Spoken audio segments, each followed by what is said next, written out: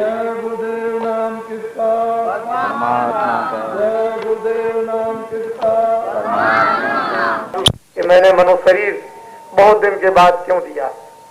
असली बात तो यह है कि जब से ये जीवात्मा यहाँ से लाई गई और कर्मों के पाप उन बंधनों में बांध ली, तब से अभी तक आपने इस जीवात्मा को भगवान के पास नहीं पहुंचा पाया।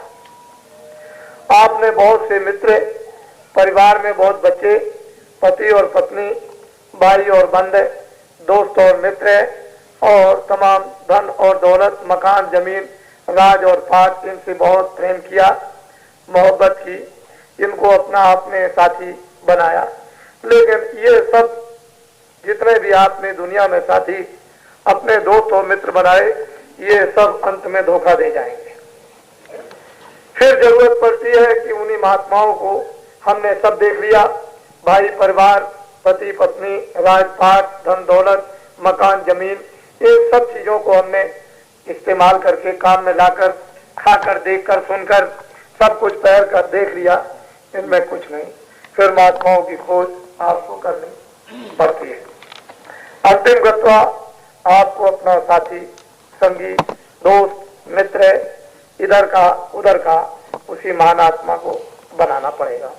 उसकी खोज और तलाश इस दुनिया में आपको करनी पड़ेगी। यदि आपके अच्छे विचार और तड़प, लगन और प्यास और भूख लगी, तब तो वो महान आत्माएं आपको मिल जाएंगी, नहीं तो आपका जीवन इस मित्रता से भी खाली जाएगा। और जिनको आपने मित्र बनाया, ये सब आपको यानी रहते हुए धोखा दे जाएंगे और जाते वक्त में तो धोखा देते ही।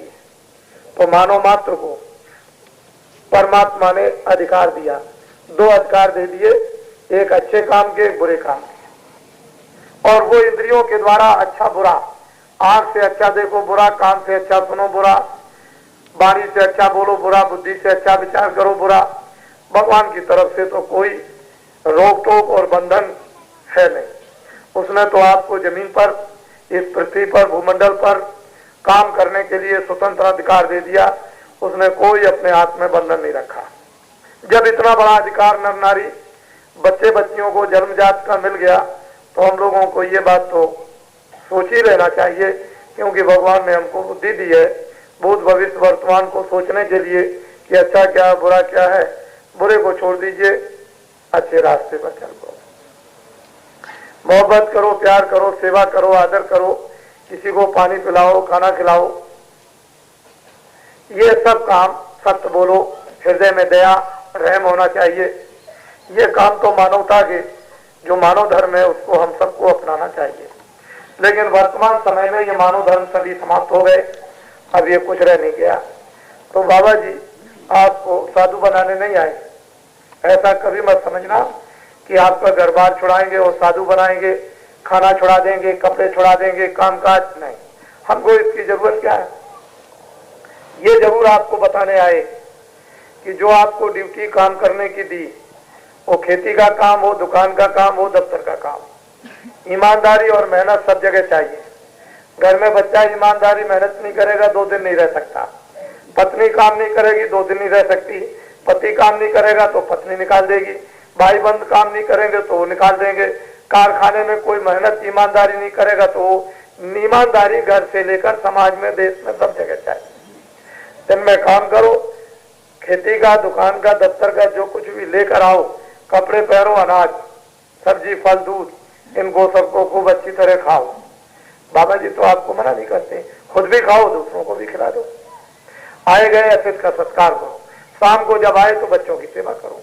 जो आपको ड्यूटी, छोटे छोटे बच्चे जो घर में, उनकी आप सेवा कीजिए, देखभाल कीजिए कि कपड़ा नहीं है, कि खाना नहीं खाया कि नहीं खाया, जो कुछ भी उनको तकलीफ, बच्चों को उनकी संभाल कीजिए। ये 2 धर्म, 2 ड्यूटियां गृहस्थ आश्रम में जो आपको ऋषियों मुनियों में, रामायण, गीता, भागवत, वेदों, शास्त्रों ने आपको दे दिए, उसको पूरा करो।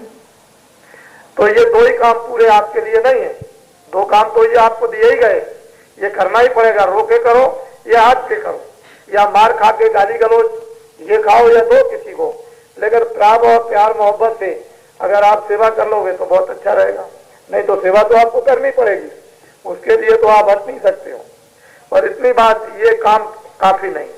दिन में काम, शाम को बच्चों की सेवा। कोई महात्मा, अनुभवी, ज्ञानी, तत्वदर्शी, जिन्होंने भगवान को पाया, दर्शन किए, अब भी करते, आगे भी करेंगे, दर्शन करा सकते हैं, रास्ता दिखा सकते हैं, पापों को धो सकते हैं, ज्ञान रूपी अग्नि को जला सकते हैं, आग को खोल सकते हैं, ऐसी कोई विभूतियों की महान आत्माओं की आप तलाश करें। वो जब मिल जाए तो उनसे आप पूछ लो।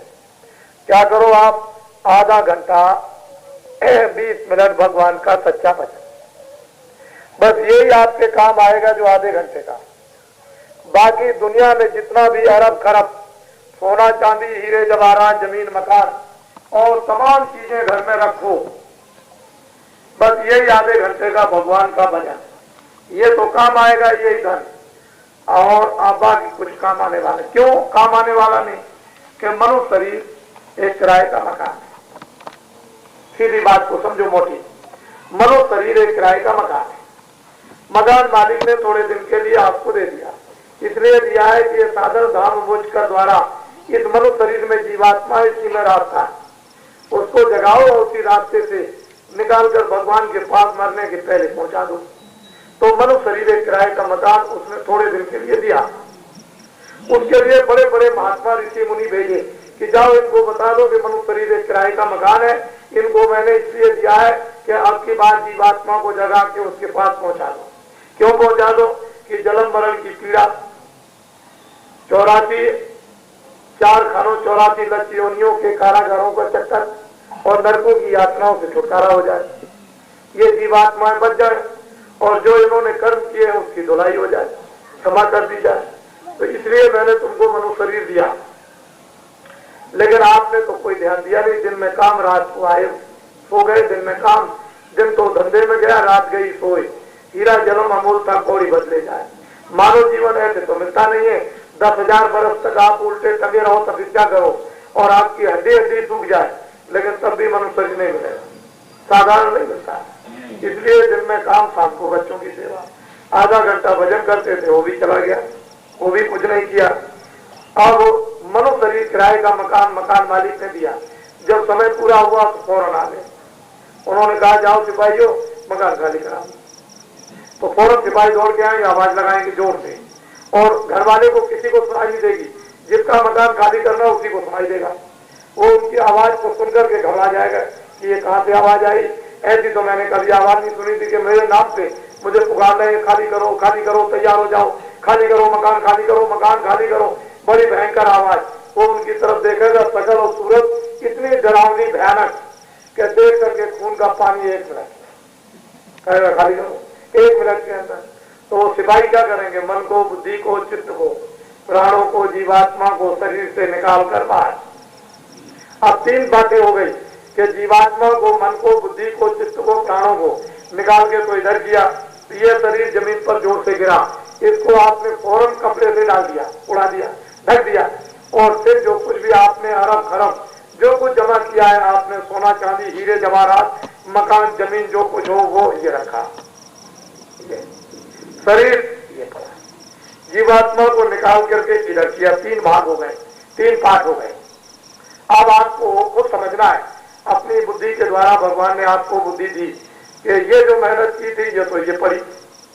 इस किराए के मकान में रहते थे, जो कहते थे मेरा है, वो ये पड़ा।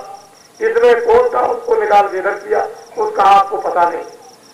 2 चीजें आपको मालूम होगी। शरीर जमीन पर, ये सामान ये पड़ा, इसको जल्दी जल्दी डाल के गाड़ दो, इसको जल्दी से ले जाके जला दो और कुछ नहीं करना। सामान सब पड़ा, बच्चे पढ़े, स्त्री पढ़ी, पति पढ़ा, मित्र पढ़े, राज पढ़ा, विद्या पढ़ी, अंग्रेजी, हिंदी और उर्दू और संस्कृत और जो कुछ भी। ये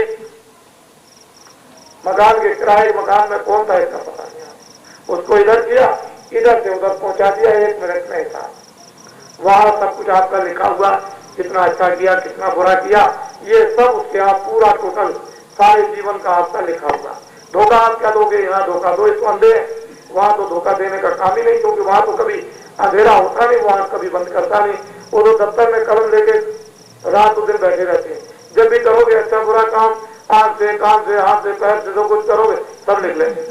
कोई आपके पास तो मसाला है नहीं कि रोज आप धो दोगे उस बुरे काम को, वो तो चीज आपके पास है नहीं, तो बस सीधा आपको नरकों में भेज दिया और 4 खानों 84 लक्ष्यों में डाल दिया।